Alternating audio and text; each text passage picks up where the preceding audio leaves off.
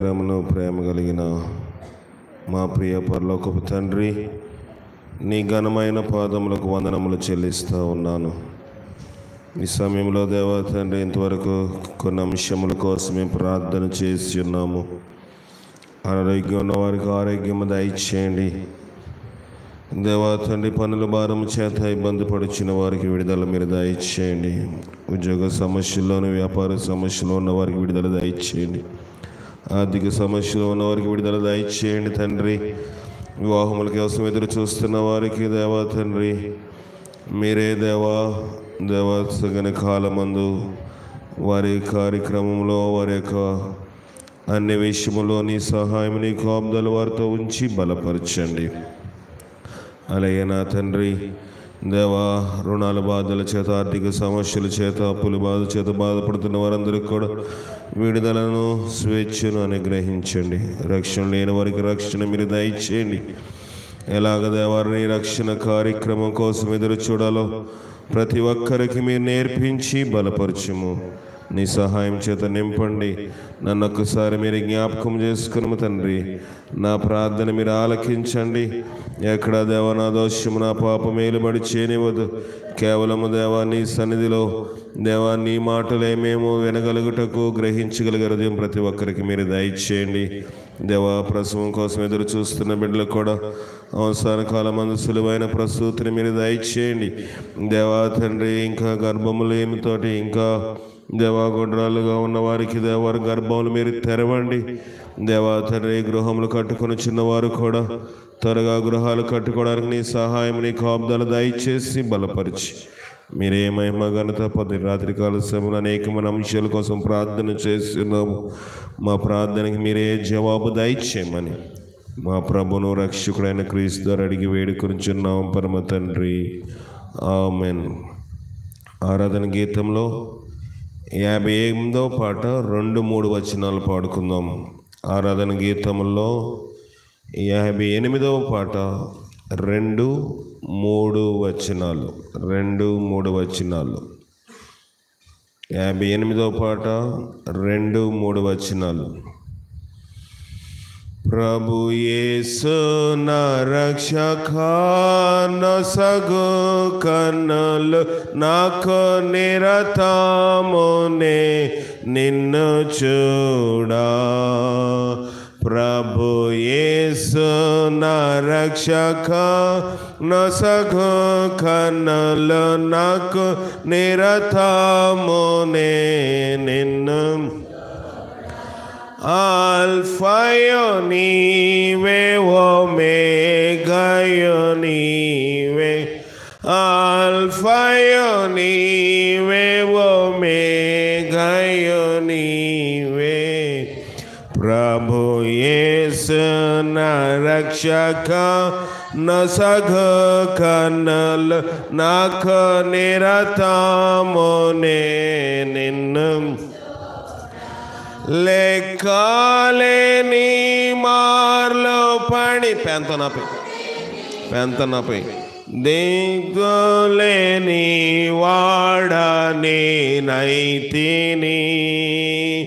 లెక్కలేని మార్లు పడిపోతిని, దిక్కులేని వాడని నైతి. చక్కా చేసి నా నేత్రాలు తెరచి గ్రక్కున నిన్ను చూడనేమో. చక్కా చేసి నా నేత్రాలు గ్రక్కున నిన్ను చూడనేమో. ప్రభు యేసు నా రక్షక, నొసగు కన్నులు నాకు.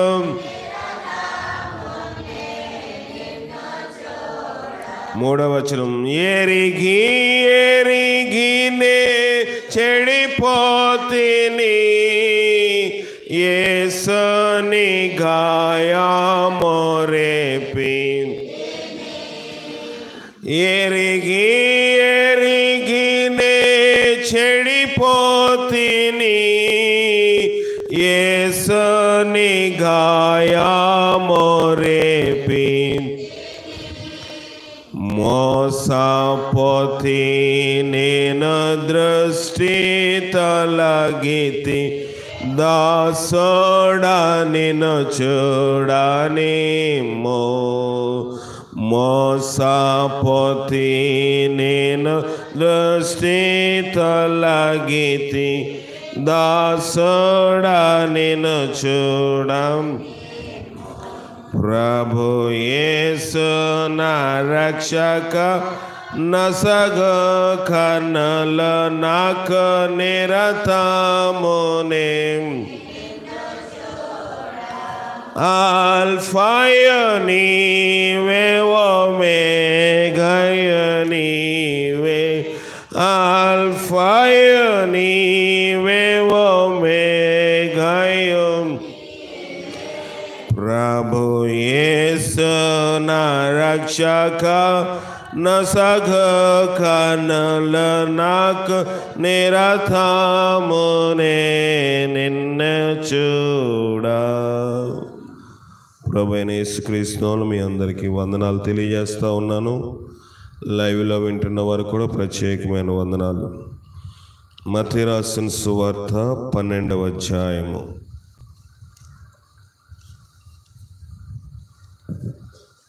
మత్తయి రాసిన సువార్త 12వ అధ్యాయము 31, 32 వచనాలు. కాబట్టి నేను మీతో చెప్పున్నది ఏమనగా, మనుష్యులు చేయు ప్రతి పాపమును దూషణయు వారికి క్షమింపబడును గాని ఆత్మ విషయమై దూషణకు పాప క్షమాపణ. మనకి ఈ మాట కొంచెము కటువుగా అనిపిస్తుంది, కొంచెం ఇబ్బందిగా ఉంటుంది. ప్రభు అన్నాడు, ఏమన్నాడు? కాబట్టి నేను మీతో చెప్పినది ఏమనగా, మనుష్యులు చేయు ప్రతి పాపమును దూషణయు వారికి క్షమింపబడును గాని ఆత్మ విషయమైన దూషణకు పాప క్షమాపణ లేదు. ఆత్మ విషయమై దూషణ ఏదన్నా ఒకటే అని అనిపిస్తుంది కదా కొన్నిసార్లు. మనకి కొన్నిసార్లు అన్ని పదాలు ఒకలేగా ఉన్నట్లుగా అనిపిస్తాయి, కానీ దాంట్లో చిన్నది తేడా వచ్చినా దాని అర్థము మారిపోద్ది. అమ్మ అంటే తప్పు లేదు. అమ్మ ముందు నీ తేరిస్తే ఎలాగుంటుంది? ఏమవుతుంది? అది బూత్ అవుతుంది. బూతేనా? బూత్ అవుతుంది, పలకకూడని పదము. చూడండి, అలాగే ప్రభు కూడా ఇక్కడ తన సువార్తలో ఈ మాట తేటగా చెప్తా ఉన్నాడు. ఆత్మ విషయమై దూషణకు పాప క్షమాపణ లేదు. ప్రభు అన్నాడు, బాప్తిస్మము పొందు ప్రతివాడును నీటి మూలముగాను ఆత్మ మూలముగాను జన్మిస్తేనే గాని పరలోక రాజ్యములోనికి ప్రవేశింపడు. నీటి మూలంగా జన్మించబడ్డము సులభమా కష్టమా? సులభమే. ఒక 5-6 సంఘ పెద్దలు, దైవజనుడు, పాస్టర్ గారు, అయ్యగారు ఉంటే నీటిలో ముంచితే కార్యక్రమం అయిపోతుంది. కానీ ఆత్మ మూలముగా బాప్తిస్మం అంటే చాలా జయించాలి. జయించాలా వద్దా? చాలా జయించాలి. భక్తి ప్రారంభము సులభముగా ఉంటుంది. లోకంలో కూడా అంతే. చిన్నప్పుడు జీవితం చాలా బాగుంటుంది, అవునా కదా? ఆ పాత రోజులు చాలా బాగున్నాయి అంటామా మనము? ఎందుకంటే చిన్నప్పుడు అమ్మ చంకలో ఎత్తుకుంది, నాన్న భుజాన్ని వేసుకున్నాడు. ఇప్పుడు వేసుకుంటారా? మన జీవితం అంతా ఇంతే అనుకుంటాము చిన్నప్పుడు. తండ్రి భుజాన్న వేసుకున్నాడు గనుక, అమ్మ చంకలో పెట్టుకుంది గనుక తినకపోతే మనకి అద్దంలో చందమామను చూపించి, అవునా కదా, అద్దంలో చందమామను చూపించారు ఎవరైనా? మీరు చూపిస్తారు. చందమామ రావే, జాబిల్లి రావే, కొండెక్కి రావే, అన్నీ అబద్ధం పాటలు కదా. వస్తుందా? చిన్నప్పటి నుంచి అబద్ధాలు నేర్పిస్తాం. దాని గురించి ఇప్పుడు మనం లోతుకి వెళ్ళదు. కానీ మనం అనుకుంటాము జీవితం ఇంతే. స్కూల్కి వెళ్ళినప్పుడు, స్కూల్ కూడా ఇప్పుడు ముందు అంగన్వాడీ బడిలో ముందు భోజనం పెడతారు, చాక్లెట్లు ఇస్తారు, ఇంకా వండలు ఇస్తున్నారు. ఇప్పుడు ఇవ్వట్లేదా? ఇవి లేవా? ఇంటికాడ రుద్దుకోవాలా? చిన్నప్పుడు వండలు ఇచ్చేవారు, వండల కోసం వెళ్ళేవాళ్ళు మేము. అప్పుడు ఉప్మా కూడా పెట్టేవారు మా చిన్నప్పుడు. అప్పుడు అంగన్వాడీ బడి కాదు, బడిలోని ఉప్మా కోసం వెళ్తే ఉప్మా కోసం వెళ్ళేవాళ్ళు కంచం పట్టుకొని. అంటే జీవితం ఇంతే అని అనుకుంటాం మనం కొన్నిసార్లు. ప్రారంభ దశలోని జీవితము బహు సులభముగా, చూడడానికి రమ్యంగా కనబడుతుంది. 10th పాస్ అయ్యాడు, ఇంటర్మీడియట్ ఇంకా కఠినంగా ఉంటుందా, సులభంగా ఉంటుందా? కఠినంగా ఉంటుంది. ఇంటర్ పాస్ అయిపోయాడు, అమ్మయ్య అనుకోవడానికి లేదు. డిగ్రీ, గ్రాడ్యుయేషన్కి వెళ్తే ఇంకా కఠినంగా ఉంటుంది. గ్రాడ్యుయేషన్, డిగ్రీ లేకపోతే పోస్ట్ గ్రాడ్యుయేషన్ అంటే ఉద్యోగం రావాలంటే డిగ్రీ కన్నా ఇంకొంచెం ఎక్కువ చదువు, ఎంఏ, ఎంబీబీఎస్, ఎంకామ్ ఇవి చదవలసి వచ్చినప్పుడు, పోస్ట్ గ్రాడ్యుయేషన్ చేయవలసి వచ్చినప్పుడు ఇంకా కఠినముగా ఉంటుంది. ఇవన్నీ దాటితేనే ఉద్యోగము వస్తుంది. ఆ రీతిగానే మన భక్తి జీవితంలో కూడా ఈ దశలన్నీ దాటుకుంటూ రావాలి. ప్రారంభ దినములు ఎలాగుంటుంది?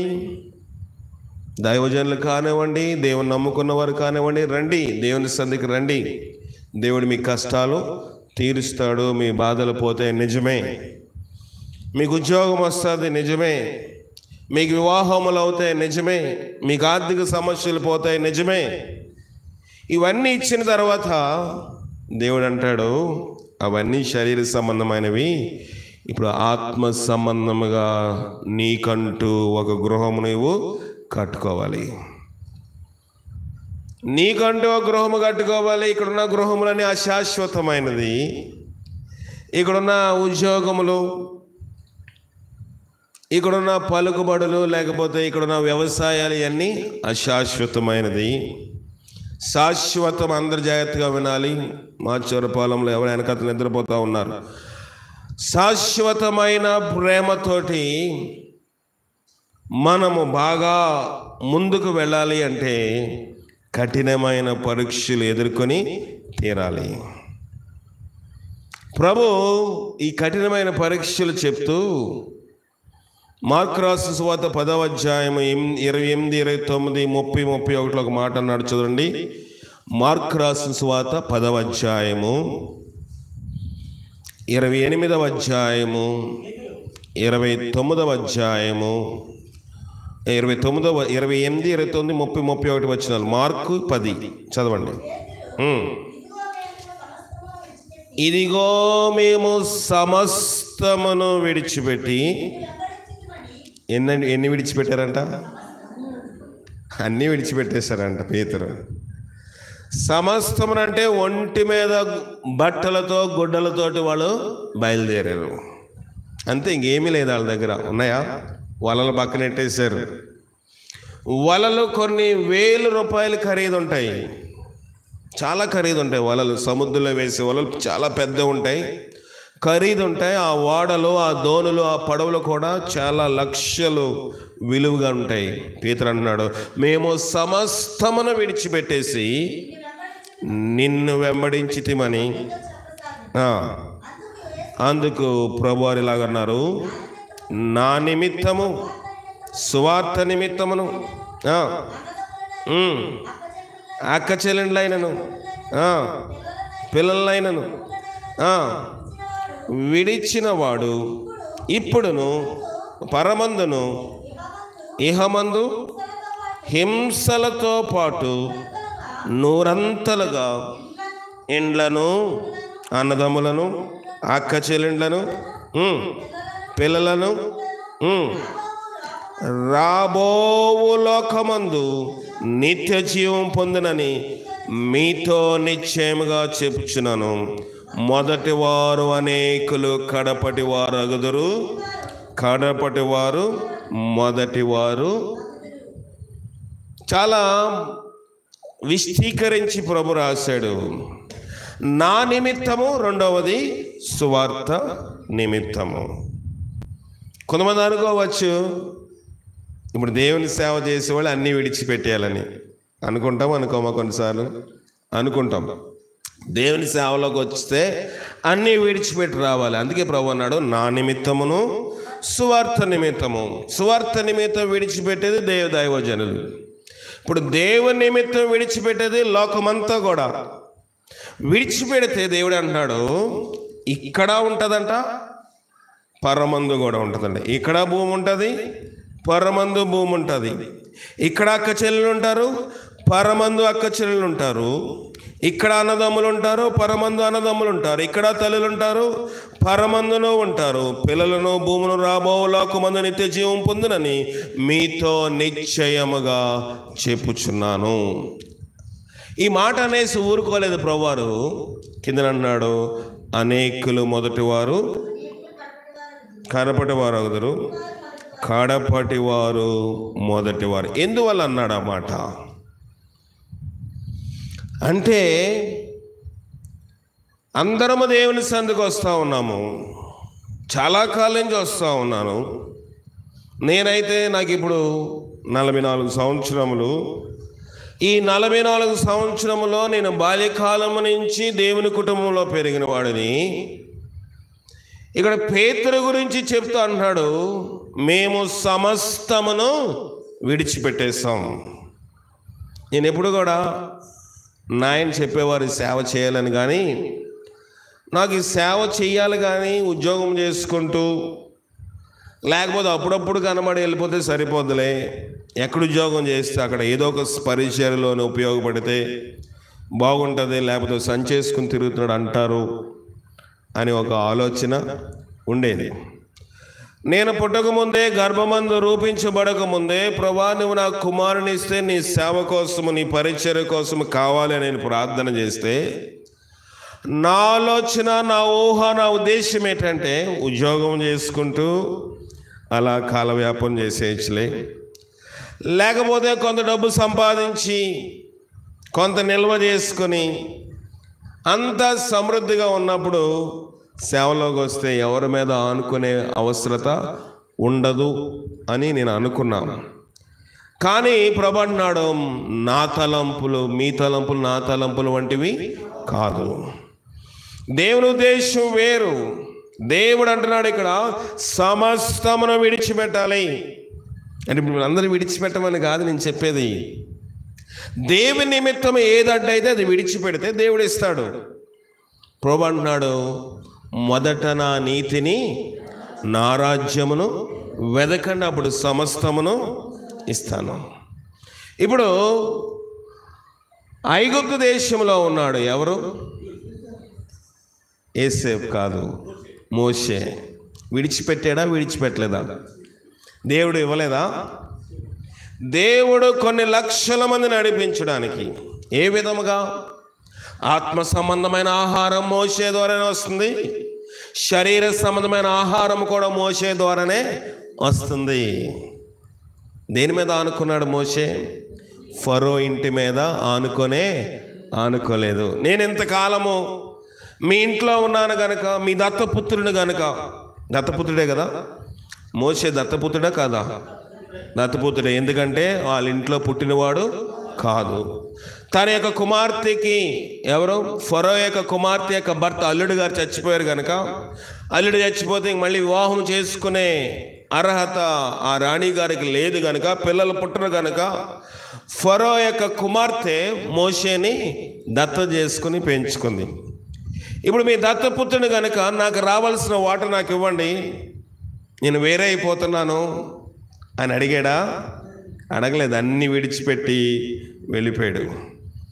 కానీ దేవుడు విడిచిపెట్టాడా? విడిచిపెట్టలేదు. ఇక్కడ రాత్రంతా పేతురు వీళ్ళందరూ శ్రమ పడ్డారు. జీవితంలో అన్ని చేపలు వాళ్ళు ఎప్పుడు చూడలేదంట. వాళ్ళకి ఎంతో ప్రావీణ్యం ఉంది, చేపలు పట్టడంలో ఎంతో నైపుణ్యం ఉంది. ఎక్కడ చేప పడుతుంది, ఏ దిశలోని ఏ రకమైన చేప దొరుకుతుందో వాళ్ళకి తెలుసు. కానీ ప్రభు ఒక ఆశీర్వాదం ఇచ్చాడు. విస్తారమైన చేపలు పడితే వలలు పిగిలిపోతున్నాయి, దోణులు మునిగిపోతున్నాయి. అన్నీ తీసుకొచ్చి వడ్డీని చేర్చారు. అబ్బా, ప్రభువారు వచ్చారు, ఇంత ఆశీర్వాదం ఉంది అని చంకలు గుద్దుకొని గంతులేస్తున్నారు. ఎవరు? వీళ్ళందరూ. ప్రభు అన్నాడు, అన్నీ విడిచిపెట్టాను అన్నాడు. ప్రభా, నీవే కదా ఇచ్చావు. వచ్చుండదా ఈ ఉద్దేశము? ప్రభా, ఈ చేపల పట్టమంద నీవే, మేము మా యొక్క లెక్కలకు మించి మా జీవితంలో మా బ్రతుకు దినములో ఇన్ని చేపలు ఇచ్చి మేము ఎప్పుడూ చూడలేదు, నువ్వు ఇచ్చావు. నీ అద్భుతమును ఎందుకు ప్రభా వ్యర్థము చేయడం అన్నారా? అందుకే ప్రభుతో పేతురు అన్నాడు, సమస్తమును విడిచిపెట్టేశాం. సమస్తం విడిచిపెట్ట. దేవుని ఇచ్చిన దీవెన కూడా భౌతిక సంబంధమైంది కనుక విడిచిపెట్టరా. ఎందుకు దేవుడు అలా చేశాడు అంటే ఒక పాఠము నేర్పిస్తున్నాడు. ఇది కాదు, మనుషుల రొట్టె వల్ల మాత్రము కాదు, కానీ దేవుని నోట నుండి వచ్చు ప్రతి మాట వలన. అనేక సార్లు నేను చెప్తా ఉంటాను, ఏలియా ఎక్కడున్నాడు కరువు వచ్చినప్పుడు? కెరీతు వాగు దగ్గర ఉన్నాడు. వాగు దగ్గర అంటే చాలా మంచి వాతావరణం అనుకుంటారు మీరు. ఒక చెట్టు కింద అన్ని దినములు ఉండడము సులభమైన. అతని దగ్గర ఒకటి ఉండేది. ఏంటుండేది? ఏముండేది చెప్పండి? ఎలీషా దగ్గర ఏముండేది? ఏలియా దగ్గర ఏముండేది? గొంగలు ఉండేది. అవునా? ఎలీషా ఆ గొంగల కోసము ఎదురు చూశాడు. ఏలియా దగ్గర ఒక గొంగలు ఉండేది. గొంగలు దేంతో తయారు చేస్తారు? మన గొంగలన్నీ డూప్లికేటు. ఆ రోజుల్లో గొంగలలు మేక తోలుతోటి తయారు చేస్తారు. మేక చర్మముతో తయారు చేసిన గొంగలి ఇతను ఇప్పుడు ఒక కెరీతు వాగు దగ్గర ఒక చెట్టు కింద పడుకొని ఉంటే ఇతను గొంగలు కప్పుకుంటే రాత్రంతా మంచుకి ఆ గొంగలు ఏమవుతుంది? తడుస్తుంది. ఉదయం అయితే మంచి వాసన వస్తుందా? ఎలాగుంటుంది? భరించలేము. భరించగలమా? భరించలేము. ఆ పరిస్థితిలో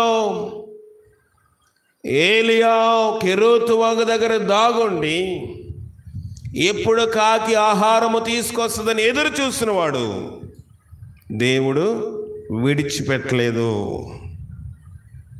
ఏముంది ఏలియాకి? ఏమీ లేదు, గొంగలు తప్ప. తన జీవితంలో ఆ సేవకుడు సంపాదించిన ఒక గొంగలు మాత్రమే. ఎక్కడికి వెళ్ళాడు? నేరుగా పరలోకమునకు వెళ్ళడానికి తన రథములో దేవుడి భూలోకమునకు పంపించిన ఏకైక భక్తుడు ఏలియా. రథములు వచ్చాయండి, కార్లు కాదు, విమానాలు కాదు. ఆకాశం నుండి అగ్ని రథములు గుర్రములు అతని దగ్గరికి వచ్చి అతని కొనిపోయినట్లుగా లేఖనము చెప్తా ఉంది. ఎంత సంపాదించాడు? నయా పైసా లేదు. గొంగలుంది. ఆ గొంగలు కూడా ప్రభు అన్నాడు, అది తేవద్దు, విడిచిపెట్టి. అంటే ఆ గొంగల కోసము ఎలీషా ఆశపడి తీసుకున్నాడు. దైవజనుడు ఇచ్చింది అది ఒకటే, కానీ దాని ద్వారాగా ఎలీషా ఎన్నో గొప్ప కార్యములు చేశాడు.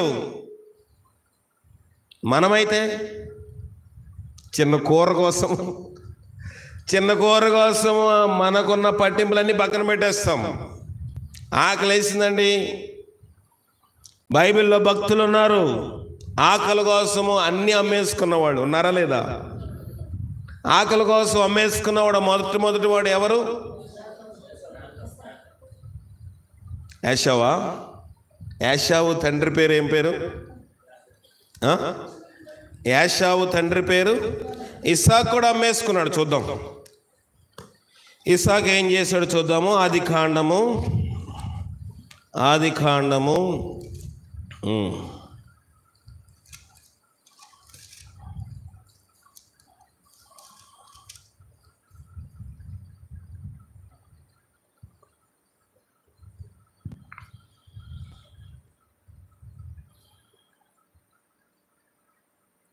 27వ అధ్యాయము 2, 3, 4 చదువుదాం.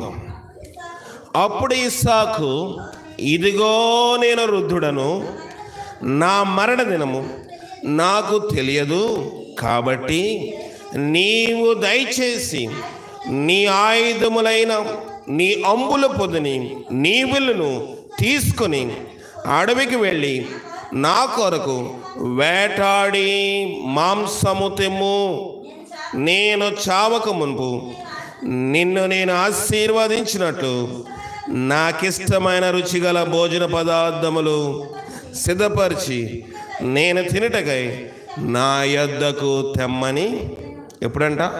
నేను చావక మునుపు. చచ్చిపోయాడా? తినేసి చచ్చిపోయాడా? చావలేదు. కానీ కడుపే దేవుడు ఎవరికి? ఇస్సాక్కి. ఆ యొక్క శక్తి, ఆ ప్రభావం, ఆత్మ ఎవరి మీదకి వచ్చింది? ఎవరి మీదకి వచ్చింది? యాషావు మీదకి వచ్చింది. యాషావు ఉట్టినే భ్రష్టుడు అయిపోలేదు. ఇస్సాకు యాషావుని పిలిచి, నేను చచ్చిపోకముందు నువ్వు వేటాడి మాంసము తీసుకురా, నేను తీసుకుని తిని నేనేం చేస్తాను? ఆశీర్వదిస్తాను. భ్రష్టత్వము ఎక్కడి నుంచి వస్తుందంటే అక్కడి నుంచి వస్తుంది. కొన్నిసార్లు నా బిడ్డలో మాట విన్నప్పుడు నేను అనుకున్నాను, ప్రభా నేను నీకు సరిగా లోబడలేదు, ఈ శిక్ష నాకు తగును, నేను సిగ్గుపడవలసిన సంగతులకు అతిశయపడ్డాను, నేను నీకు విరోధముగా జీవించాను. ఏశావు ఒక పూట కూటి కోసము తన జ్యేష్ఠత హక్కును అమ్మివేసుకున్నాడు. దానికి కారకుడు ఎవరు? ఇస్సాకు. నేను చచ్చిపోకముందు అవి తీసుకునిరా, తిని నిన్ను. చచ్చిపోతాడా?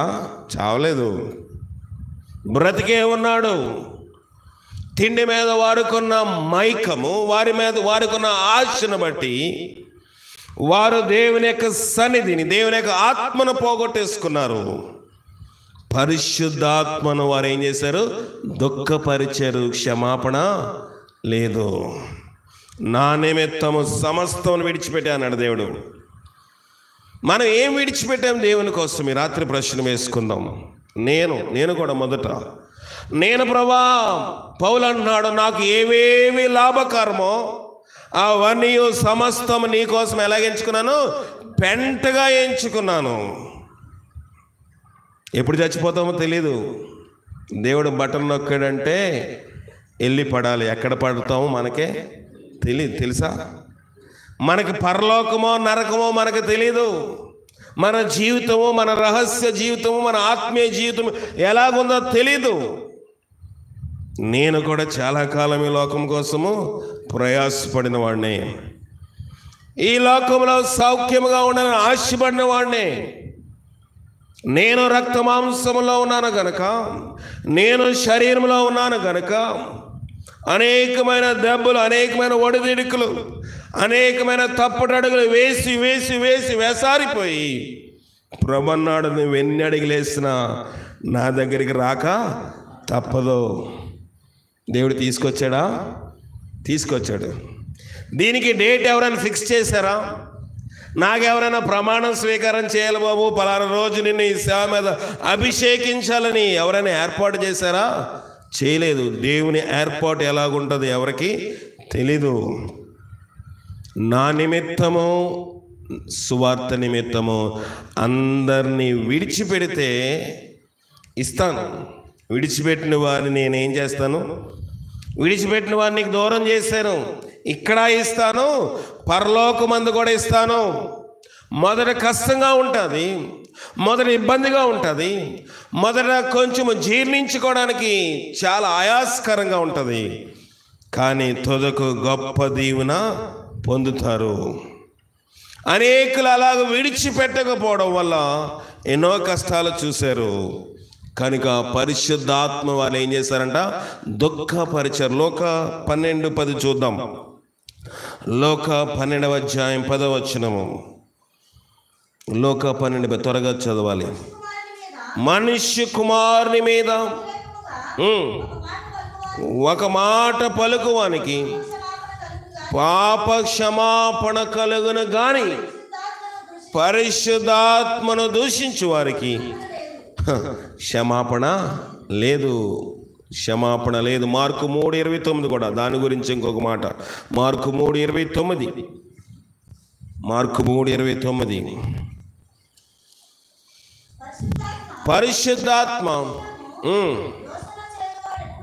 పరిశుద్ధాత్మ విషయము దోషణ చేయవాడు ఎప్పుడును క్షమాపణ పొందక.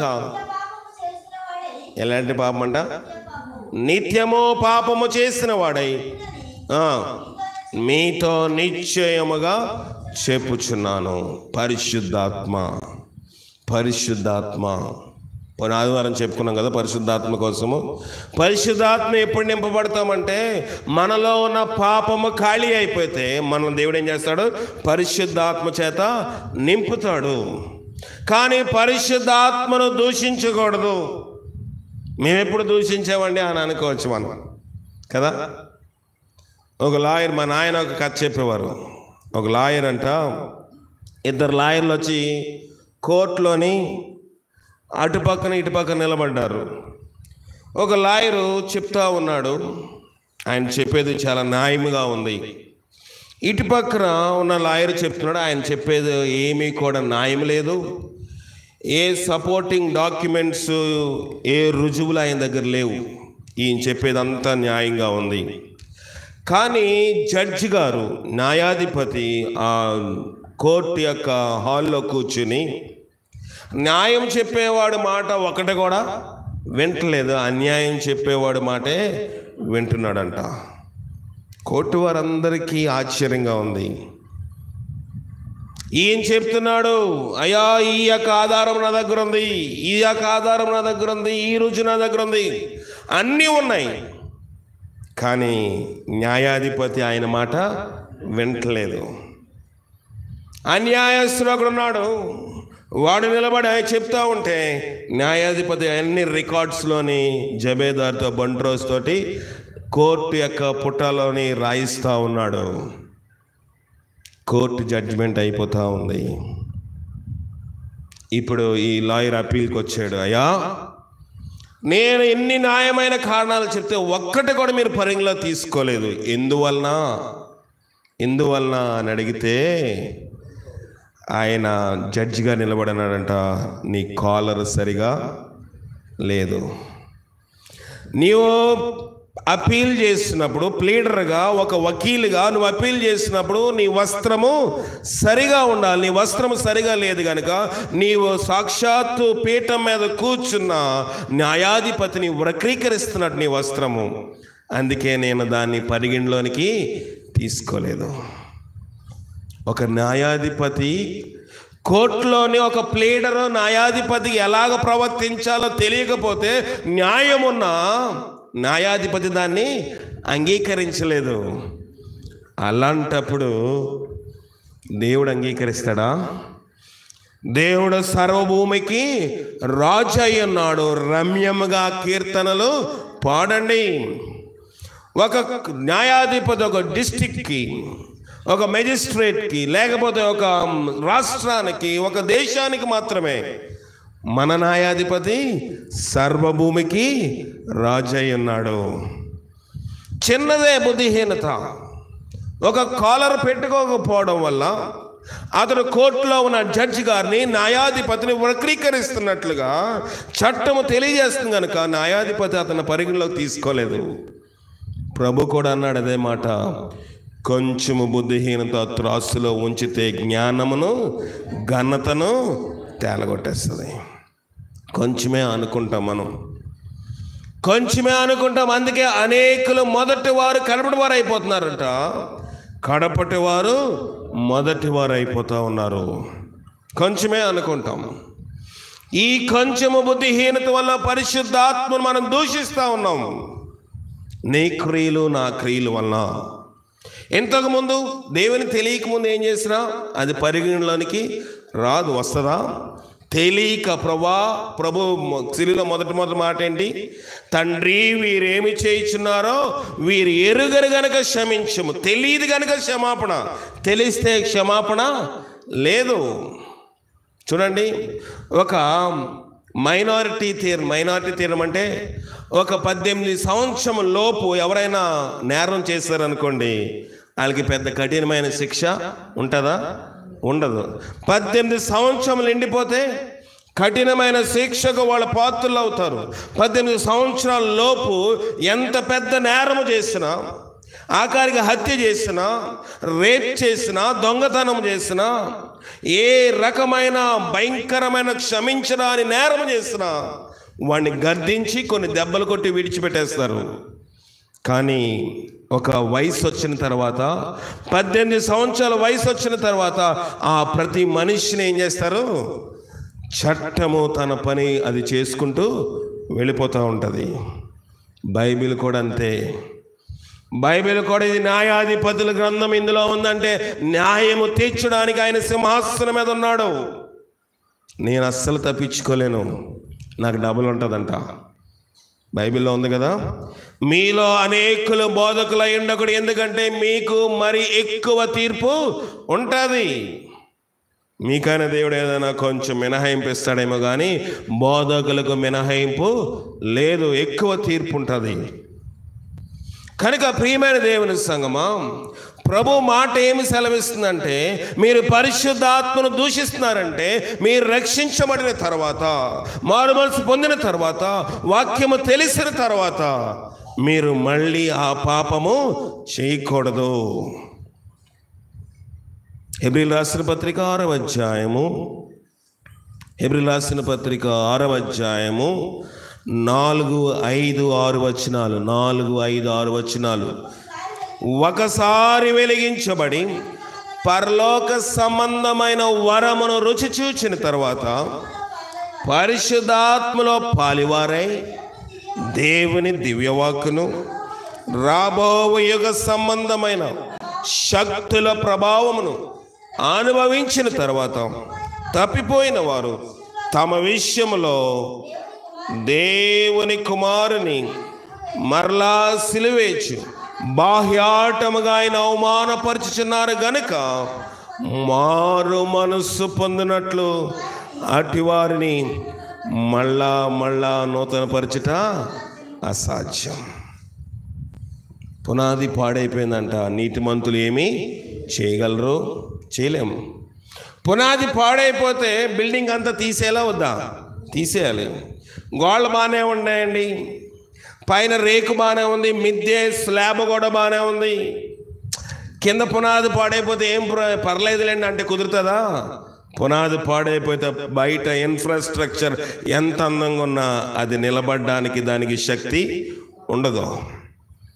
ఇక్కడ కూడా ప్రభు అదే చెప్తున్నాడు, నీ పునాది పాడైపోయింది, నువ్వు లోకములో ఉన్నావు గనుక, నీ పునాదిని పాడు చేసుకున్నావు గనుక మళ్ళా నేను నూతన పరచడం అసాధ్యము గనుక ప్రభు వాక్యము సెలవిస్తూ ఉంది, పరిశుద్ధాత్మను దుఃఖపరచకండి, పరిశుద్ధాత్మను ఆయాసపరచకండి, పరిశుద్ధాత్మను దూషించకండి. తెలిసి చేస్తే క్షమాపణ లేదు, తెలియక చేస్తేనే క్షమాపణ. ఇది నా మాటలు కాదు, ఇది నా మాటలు కాదు. ఒక్క నిమిషం కూడా ఆలస్యమైన నా ప్రాణం కొట్టుకుంటుంది. ఇది ఎంతో దూరం ప్రయాణం చేసి మన సౌండ్ సిస్టమ్ మాటికి రిపేర్ వస్తుందని వెళ్ళి ఉదయం నుంచి అలా ఎండలో ఉన్నాం. ఎప్పుడో ఉదయం 11 గంటలకు వెళ్తే నా సాయంకాలం 5 గంటలకు ఇచ్చాడు. ఈలో మధ్యలో మన ప్రియ సహోదరులు రాము ఆ సచివత వారి గృహం దగ్గరికి వెళ్ళి ప్రార్థన చేసి ఇలాగ ఇంత వేసినప్పటికీ రాత్రి నేను పడుకుంటేప్పటికి 3:30 అయిపోయింది. ఉదయం మళ్ళీ లేచి ప్రయాణమై దూరం వెళ్ళాలి, నిద్ర లేదు, డ్రైవింగ్ చేస్తే నిద్ర వస్తుంది. అయినా ప్రభా కొంచెం టీ తీసుకుని బయలుదేరి వద్దామని వస్తూనే ఉన్నాను. పక్కకు తీసి పడుకుంటే మీరు ఎవరైనా అడుగుతారు, నేను రాలేకపోతున్నాను చూసుకోమంటే చూసుకునేవారు లేరా? ఉన్నారు.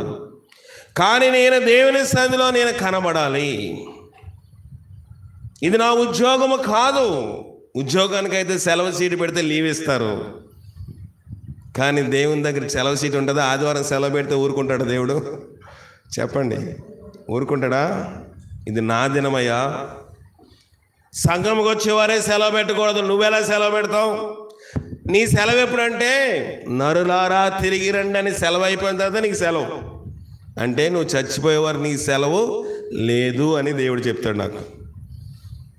కనుక నేను దేవుని విషయంలో ఇంత ఖచ్చితంగా ఎందుకుంటున్నానంటే, కొన్ని విషయములు మనం తెలిసిన వారముగా ఉంటాము, కొన్ని విషయములు తెలియక మనం పాపములో ఉంటున్నాము. కనుక కొన్ని విషయములు మనము లోకంలో అవిధేయులుగా ఉంటున్నాము. కనుక చూడండి, ఆఖరి ఇంకొక మాట నేను చెప్పి ముగించేస్తాను, టైం అవుతా ఉంది. దేవుని వాక్యములో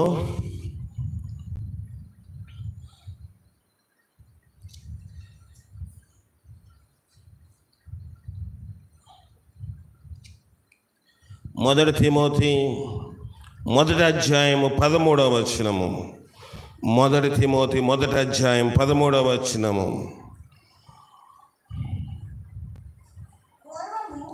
మొదటి తిమోతి 1వ అధ్యాయం 13వ వచనమేనా? నన్ను బలపరిచిన మన ప్రభువైన యేసు క్రీస్తు యేసునకు కృతజ్ఞుడై ఉన్నాను. తెలియక అవిశ్వాసం వలన చేసి తిని గనుక కనికరింపబడ్డాను. తెలియక చేశాను కాబట్టి ఏమైందంట? కనికరించబడి. తెలిసి చేస్తే కనికరం ఉంటుందా? ఉండదు. అది దేవుని యొక్క మాట. కనుక తెలియక అవిశ్వాసం వలన చేశాను గనుక నేను కనికరింపబడ్డాను. 2 పేతురు 2:21. చూడండి, ఒక కఠినమైన మాట అక్కడ ఉంది. 2 పేతురు 2:21. 2 పేతురు 2:21. 2 పేతురు 2:21 అమ్మా. వారు నీతి మార్గమును అనుపూర్వకంగా తెలుసుకొని తమకు అప్పగింపబడిన పరిశుద్ధమైన ఆజ్ఞ నుండి తొలగిపోవుట కంటే ఆ మార్గము అనుపూర్వకంగా తెలియకుంటే, భక్తి తెలియకుంటే మేలంట అన్నాడు అక్కడ లేదా? వారు నీతి మార్గమును అనుపూర్వకంగా తెలుసుకొని, భక్తి తెలుసుకొని, వాక్యం తెలుసుకొని, నీతి ఏదో తెలుసుకొని, ఏది రైటో ఏది రాంగో తెలుసుకొని తమకు అప్పగింపబడిన పరిశుద్ధమైన ఆజ్ఞ నుండి తొలగిపోవట కంటే ఆ మార్గమును అనుపూర్వకంగా తెలియకుంటే వారికి మేలు. తెలుసుకుంటే తప్పించుకోలేము. అదే అన్నాడు ప్రభువారు. తెలియక చేశాను కనుక క్షమించబడుతున్నాను ఎవరంటున్నాడు? పౌలు అంటున్నాడు. ప్రభు కూడా శిలువలో మాట్లాడిన వారు తెలియక చేస్తున్నారు ప్రభా, వారు ఏమి చేయించినారు వారికి తెలియదు కనుక వారిని క్షమించు. కొన్నిసార్లు ఇన్ని కష్టాలు పడుతున్నప్పుడు, ఇన్ని ఇబ్బందులు పడుతున్నప్పుడు నాకు వచ్చే మొదటి ఆలోచన ఇదే, ప్రభా నీకు తెలిసి నాకు తెలిసి ఎన్నో తప్పులు చేశాను, ఎన్నో పొరపాటులు చేశాను, నీకు విరోధముగా జీవించాను, అందుకు అనుభవిస్తున్నాను. ఎన్ని కష్టాలు అనుభవించినా పర్లేదు, పరలోకంలో ఒక మూలకి గేట్లోకి వెళ్ళిపోతే సరిపోతుంది. చాలు. ఎప్పుడైనా గోతులోకి వెళ్ళిపోవలసిన వారమే, ఎప్పుడైనా మోసుకుని వెళ్ళిపోవలసిన లిస్టులో అందరము ఉన్నామా లేదా? అందరినీ మోసుకెళ్తారా? ఎవరు నడిపించి తీసుకెళ్తారా? అందరినీ మోసుకెళ్ళిపోవలసిన లిస్టులో అందరి పేర్లు ఉన్నాయి. నీ పేరు ఉంది, నా పేరు ఉంది.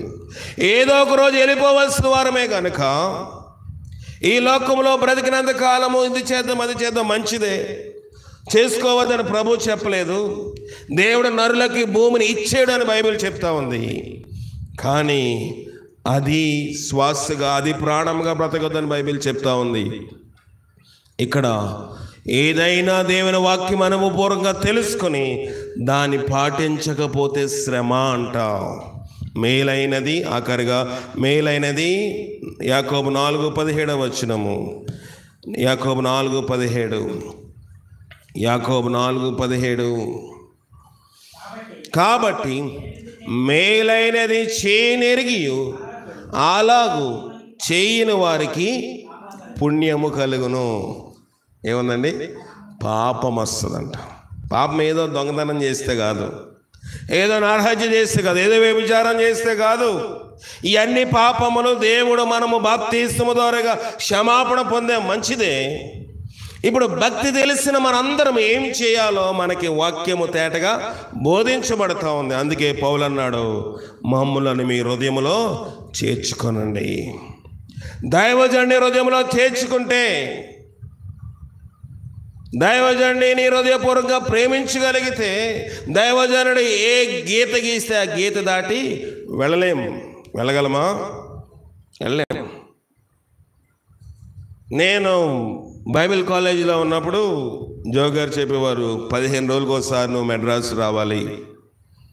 ఇప్పుడంటే రిజర్వేషన్స్, ఆన్లైన్ సిస్టము, రిజర్వేషన్స్ చేసుకోవడానికి అవకాశం ఉంది. ఆ రోజు రిజర్వేషన్ చేసుకోవాలంటే తుని వెళ్ళాలి, లేకపోతే అన్నవరం వెళ్ళిపోవాలి. కొన్ని టికెట్లు ఉంటాయి, అది కోట, ఇన్నే, ఈ స్టేషన్కి ఇన్ని టికెట్లే అని ఉంటుంది. అవి నిండిపోతే ఇంకేమీ రిజర్వేషన్ ఉండదు, వచ్చేయడమే. 15 రోజులకు ఒకసారి వెళ్ళవలసి వచ్చినా నేనేం చేసేవానంటే ఒంటి కాలు మీద, ఇక్కడ ఎక్కితే మెడ్రాస్ వరకు ఒంటి కాలు మీద వెనకాల లగేజ్ చేసుకుని అలాగే వెళ్ళిపోయేవాడిని. ఎందుకంటే దేవుని సేవకులు చెప్పారు, చేయాలి. దేవుని సేవకులు ఇది బోధించారు, అంతే. నాకు కాలేజ్ ఉంది, నాకు అది ఉంది, ఇది ఉంది కాదు. వైజాగ్లో కోటాలు జరుగుతూ ఉన్నాయి. ఆయన అప్సరా గ్రీన్ పార్క్ హోటల్లో ఆయన బస్ చేస్తూ ఉన్నారు. పలానా జోగంపేట అబ్రహం గారు అబ్బాయిని నన్ను వచ్చి కలమని చెప్పారు. వెళ్ళాను. వెళ్ళిన తర్వాత మొట్టమొదటిగా ఆయన చెప్పింది ఏంటంటే, నీవు యవనస్తుడివి, నేను ఈ సంవత్సరము మెడ్రాస్లోని వర్క్ క్యాంప్ పెడతాను. మొట్టమొదటి నీకే చెప్తున్నాను, నువ్వు మొట్టమొదటిగా అందరికన్నా ముందు రావాలన్నారు. నేను వెళ్ళవలసి వచ్చినప్పుడు అయ్యగారికి మాట్లాడలేదు. ఆ గుడ్ ఫ్రైడే అయ్యగారు ఆ గుడ్ ఫ్రైడే హాస్పిటల్లో ఉన్నారు. వాక్యం బోధించాను. ఆదివారానికి వెళ్ళా, జోగారేమో అని ఈస్టర్ రోజుకి చెన్నై హెడ్ క్వార్టర్లో ఉండమన్నారు. కష్టమే కదా. తండ్రి మరణ పడక మీద ఉంటే, ఆరోగ్య పరిస్థితులు బాగోకుండా ఉంటే, దైవజనుడు చెప్పిన మాట ఒక పక్కన వెళ్ళాలి, ఒక పక్కన నా తండ్రి కూడా దైవజనుడే, ఆయనకు బాగోకుండా ఉంది. ఆయన 5 మంది హాస్పిటల్లో ఉన్నారు. ఆ గుడ్ ఫ్రైడే ఆరాధన అంతా నడిపించిన వాడు నేనే. నేను వెళ్ళిపోతే ఆ ఆదివారం ఈస్టర్ నడిపించే వాళ్ళు ఉన్నారు. కానీ అప్పటికే సేవా కార్యక్రమాలన్నీ నేను ఆ భుజాల మీద వేసుకుని నడిపిస్తున్నాను కనుక, లేకపోయినప్పటికీ దైవజనుడు రమ్మన్నారు. మొట్టమొదటిగా రావాలంటే శనివారము నేను ప్రయాణమే వెళ్ళాలి, ఆదివారంకి వెళ్ళి అక్కడ ఉండాలి. నాయన దగ్గరికి వెళ్ళిన నాన్నగారు, బాగాలేదు, వెళ్ళమంటారా?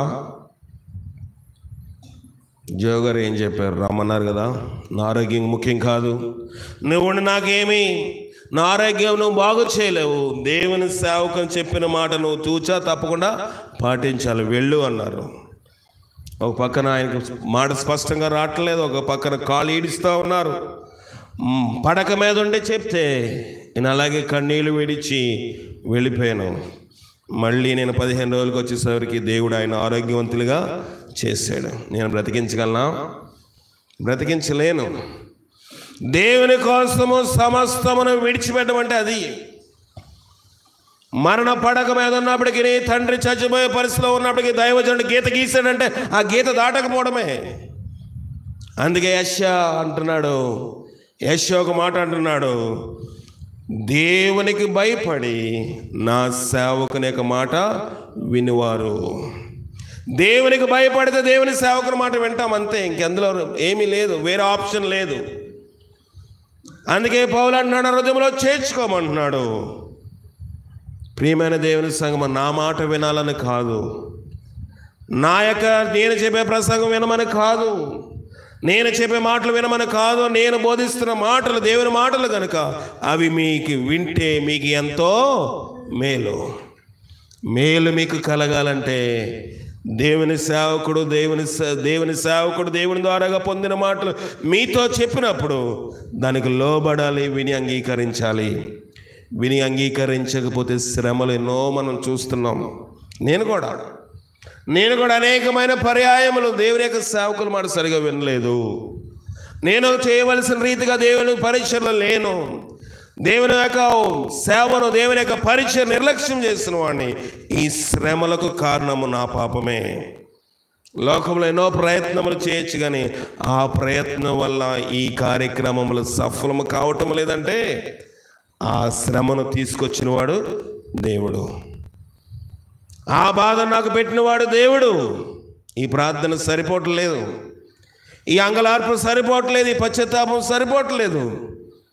నేను ఆలోచించి ప్రభు సన్నిధిలో మూలిగి ప్రార్థన చేసి ఎన్నోసార్లు వేదన పడుతూ నిద్రలేని రాత్రులు గడుపుతూ ఉంటాను. ప్రభా, ఇంకా ఎంతకాలం శ్రమ పడాలంటే అంతకాలం శ్రమ పెట్టు, కానీ లోకములోని నేను కొట్టుకుపోనివద్దు. ఈ శ్రమలు బట్టి నీకు దూరం అయిపోకూడదు. పరలోకము గమనంలో చేరిపోతే చాలు. ఇది ఒకటే నా దృక్పథం. నా పిల్లలకి ఏదో సంపాదించాలని, నా ఇంటికి ఏదో సంపాదించాలని, సేవ ఉన్నతంగా చేసి ఎన్నో సంఘాలు కట్టాలని ఆశ లేదు. కొన్ని ఆత్మలైనా దేవుని సందులో నిలబెట్టాలని దృక్పథంతో సేవ చేస్తూ ఉన్నాను. ప్రియమైన దేవుని సంఘమా, మన వాంఛ ఎలాగుంది, మన కోరికలు ఎలాగున్నాయి, మన ఆశలు ఎలాగున్నాయి, ఎప్పుడు గతించిపోతామో నాకు తెలియదు, మనకు తెలియదు. మనం గతించిపోకముందే, మన మరణ దినం రాకముందే ప్రభు అంటున్నాడు, పరిశుద్ధాత్మను మాత్రము దుఃఖ పెట్టవద్దు. నువ్వేం చేయాలో నీకు బోధించబడుతున్నప్పుడు దాని ప్రకారం నడుచుకో.